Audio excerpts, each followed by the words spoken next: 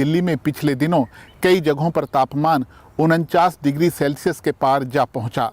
भारत हर साल इसी तरह तपता है और आपने महसूस किया होगा कि गर्मियों की ये तपिश लगातार बढ़ती जा रही है। इसकी वजह क्या है? जलवायु परिवर्तन। खासकर भारत अभी दुनिया की सबसे गर्म जगहों में से एक है, जहां देश के बड़े हिस्से में करोड़ों लोग तपते मौसम के आगे बेबस हैं और गर्मी जब बढ़ती है तो कई दूसरे संकट साथ लेकर आती है, जैसे बिजली और पानी की किल्लत, बीमारियों का खतरा, फसलों को नुकसान और उसकी वजह से खाने का संकट।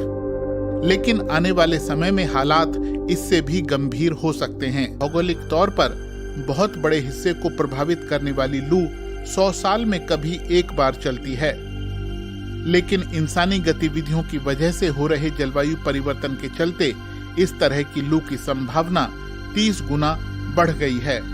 बेहद गरीब बस्तियों और झुग्गियों में रहने वाले लोगों के लिए हालात सबसे मुश्किल होते हैं, क्योंकि उनके पास न तो बिजली की सही व्यवस्था होती है और न ही पानी की। अक्सर साफ सफाई न होने की वजह से वहां बीमारियां फैलने का भी बहुत खतरा होता है। भारत में आमतौर पर मई और जून के महीने में लू चलती है, लेकिन इस साल मार्च के महीने से ही गर्मी अपना प्रकोप दिखाने लग गई। 1901 से भारत में मौसम का रिकॉर्ड रखा जा रहा है। तब से लेकर इस साल मार्च का महीना सबसे गर्म मार्च का महीना रहा। इस तरह 122 साल का रिकॉर्ड टूटा है। कई इलाकों में अप्रैल के दौरान भी यही हाल जारी रहा। लेकिन जानकार कहते हैं कि आने वाले सालों में गर्मी और नए रिकॉर्ड बना सकती है। इसका मतलब होगा कि करोड़ों लोगों को अपना अस्तित्व बचाने के लिए जूझना होगा।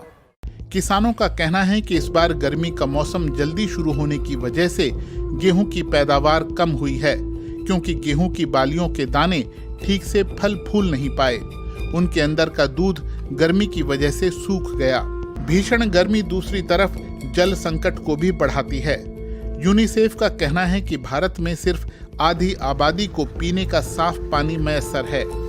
भारत के कुल 718 जिलों में से 2/3 पानी की गंभीर कमी झेल रहे हैं। जल स्रोत रहे तालाब सूखते जा रहे हैं। जलवायु परिवर्तन के कारण बारिश का पैटर्न भी बदल रहा है।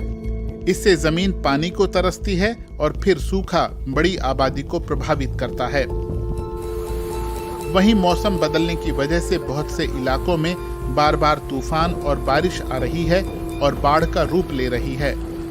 उत्तर और पश्चिमी भारत में जहां लोग गर्मी के मौसम में पानी को तरस रहे हैं, वहीं पूर्वोत्तर आसाम में पिछले दिनों गंभीर बाढ़ आई। धरती का तापमान बढ़ने से ग्लेशियर भी तेजी से पिघल रहे हैं और फिर इससे समुद्र का जलस्तर बढ़ता है। इसकी वजह से दुनिया के कई इलाके पानी में समा रहे हैं। अगर ये पृथ्वी यूं ही गर्म होती रही तो एक दिन हम इंसान ही नहीं बल्कि इस पर रहने वाले दूसरे करोड़ों जीव जंतु और पेड़ पौधे खत्म हो जाएंगे, जबकि इसमें उनका कोई दोष नहीं है। वो तो बस हम इंसानों की करने का फल भुगतेंगे।